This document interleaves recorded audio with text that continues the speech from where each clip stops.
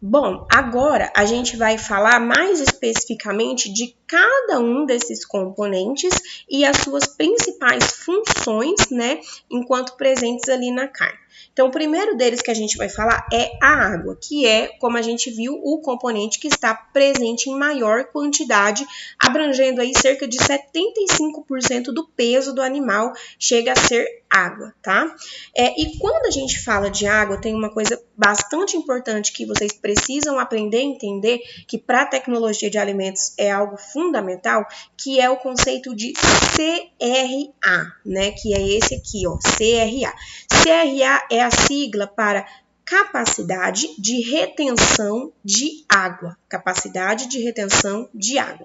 Então, essa capacidade de retenção de água, traduzindo, contextualizando aqui, ela vai ser a capacidade que a carne tem de reter total ou parcialmente a própria água, ou seja, a água que já está presente ali dentro do músculo, e também a água adicionada na carcaça durante o processamento, e essa água ficar armazenada, retida literalmente no interior do tecido muscular. Então, a CRA é a capacidade do músculo, né, da carne, de reter a água, a própria água, e também a água que pode ser adicionada durante o processo.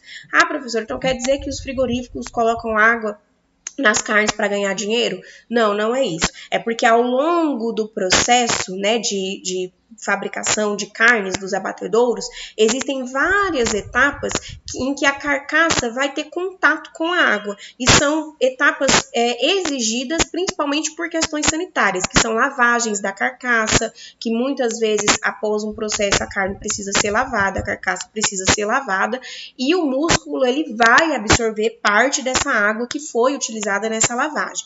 Então, a CRA, ela vai ser a capacidade que essa carcaça, que esse músculo vai ter de absorver essa água que foi adicionada durante o processo. Obviamente que isso acaba gerando um ganho maior, porque a carne ela é vendida por peso. Então, se a carne absorve mais água, ela fica mais pesada, né? Então, tem sim um impacto no rendimento, mas não é algo ilegal, nem algo fraudado, tá? Ou pelo menos se fazem isso com esse intuito é errado, mas as etapas que existem no processo que tem essa questão de contato da carne com a água, são etapas obrigatórias, onde essa função que a água vai exercer sobre a carcaça é muito importante, principalmente em questões sanitárias, tá? E são absorções de água que não tem tanta influência assim no peso, você não vai estar pagando carne por preço de água, não, tá? Então é algo muito menos complexo do que isso, mas a carne sim tem uma capacidade de absorver essa água. E ela também tem a capacidade de reter a própria água. Então, mesmo que não seja adicionada nenhuma água durante o processamento, né, a água que está presente dentro do músculo, se ela, dependendo da condição dessa carne, ela pode ser liberada para o exterior. Então, quanto mais a carne reter essa água, melhor é para o músculo. A gente já vai entender por que é melhor. As primeiras questões que fazem essa retenção de água ser importante é porque tem alguns atributos sensoriais que nós, consumidores, consideramos importantes, que são totalmente dependentes dessa CRA, que são a cor, vai ter influência direta na quantidade de água do músculo, a textura, mais molhadinha, mais ressecada, a firmeza, a maciez e principalmente o atributo sensorial que mais vai sofrer interferência em relação à quantidade da água é a suculência, porque a água é um dos principais ingredientes fornecedores da sensação de suculência. Quem não gosta de uma carne suculenta, né? Quem quer comer carne seca e ficar lá com sensação de roubando água da boca, né? Parece que você tem que comer e tomar água. Ninguém gosta. A gente gosta das carnes que têm suculência, que a gente come e sente o suco da carne saindo na boca. Então, esse atributo, ele é fortemente contribuído pela CRA. Por quê? Se a carne consegue reter a sua água dentro do interior do músculo, ela vai ser liberada para nós durante a nossa mastigação. Quando a gente tem a força da mastigação, a gente libera a água e ela vai dar essa sensação de suculência. Se essa água se perde antes da nossa mastigação, o que vai acontecer é que a gente vai sentir um produto seco, né? Um produto sem suculência, e isso não vai ser agradável para nós enquanto consumidores. Então, por isso que a CRA é tão importante. E outra coisa também, quando os tecidos musculares possuem pouca CRA, as perdas de umidade, consequentemente de peso, durante o armazenamento e processamento podem ser significativas. Por quê? Até que a carne seja realmente consumida, lá exposta no mercado para nós consumidores, ela passa por uma série de etapas. Então, o animal foi abatido, ele vai ser refrigerado, depois ele vai ser desossado, vai ser embalado, e aí ele fica estocado muitas vezes até que realmente chegue para nós, e no mercado também ele fica estocado até que a gente receba o produto em casa. Se esse produto, ao longo de todas essas etapas, for perdendo água, ele vai também perder peso, e essa perda de peso vai ter um impacto econômico pro frigorífico e também para nós consumidores. Então, isso é ruim. Então, quanto maior for a capacidade de retenção de água, melhor é, tá? Claro que tudo em exagerado é ruim. A gente vai ver depois, mais para frente, que uma capacidade de retenção de água muito forte também pode trazer consequências negativas. Mas, de maneira geral, é desejável que a carne consiga reter sua própria água. Bom, e quando a gente fala de CRA e de todas essas modificações que eu citei que vão ser influenciadas pela CRA, elas vão ocorrer devido principalmente às interações entre a água livre presente no músculo e as proteínas também presentes no músculo. A gente viu que a proteína ali é o segundo componente presente em maior quantidade. Então, a interação entre a água e essas proteínas, elas vão ditar basicamente como vai ser o comportamento da CRA desse músculo, tá?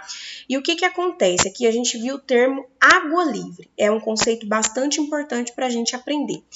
Aproximadamente 95% de toda a água do músculo, então desses 75%, 95% deles são classificados como água livre. O que significa esse termo água livre? É a água que ela está presente ali dentro do tecido, dentro da célula, do músculo, e ela não está ligada quimicamente ou está fracamente ligada quimicamente com nenhum outro composto do músculo. Então, ela está ali, digamos assim, disponível. Então, essa água, ela fica ali dentro da membrana celular, mas ela não está ligada a nenhum outro composto, né? E o restante que sobra, os 5%, né, da diferença aqui, são a água que a gente chama de quimicamente ligada. Essa água quimicamente ligada é a água que vai estar sempre associada de maneira química, através de ligações químicas, com as proteínas do músculo, tá? A gente vai falar daqui a pouquinho sobre essas proteínas e a importância delas. Então, essa água quimicamente ligada com essas proteínas vai influenciar bastante na capacidade de retenção de água do músculo. E esses outros 95% que são essa água livre também vão influenciar bastante em todos esses outros critérios que a gente acabou de falar no slide passado. Aqui eu trouxe uma representação para ficar um pouco mais claro sobre o que é uma água livre e o que é uma água quimicamente ligada, tá? Então, dentre o percentual total de água presente no músculo, a gente vai ter uma parte que vai estar quimicamente ligada, ou seja, essa água quimicamente ligada, ela vai estar aqui, como mostra na figura, ligada a alguma outra substância química, geralmente, como a gente falou aqui nesse outro slide, com as proteínas musculares. Essa ligação com as proteínas musculares faz com que essa água não esteja disponível para participar de reações químicas, ou seja, ela não pode ser usada por micro-organismos, os micro-organismos precisam de água para se desenvolver, então se a água está quimicamente ligada, eles não conseguem fazer uso dessa água para se desenvolver, consequentemente não conseguem crescer ali. E também essa água ela não é congelável, então é uma água que não vai ser congelada e ela também não vai estar disponível para outras reações bioquímicas, como por exemplo reações enzimáticas de oxidação lipídica e tudo mais. Então outras reações que podem interferir na qualidade da carne, tá? Já a água que está fracamente ligada, que é a maior parte da água presente no músculo, ela sim pode ser usada por micro-organismos e também em reações químicas, como por exemplo a oxidação, né? E então fazendo com que essa disponibilidade de água aumente o que a gente chama de atividade de água de um produto. A atividade de água é a quantidade de água que está disponível para participação em reações por micro-organismos ou reações bioquímicas no músculo. Por que que isso é importante? Porque é isso que dita, por exemplo, o quão fácil de estragar é um produto cárneo ou qualquer outro produto alimentício. Então, quanto mais água disponível para essas reações químicas, quanto mais a atividade de água, quanto maior for a atividade de água, mais fácil vai ser de esse produto sofrer reações que podem estragar esse alimento, né?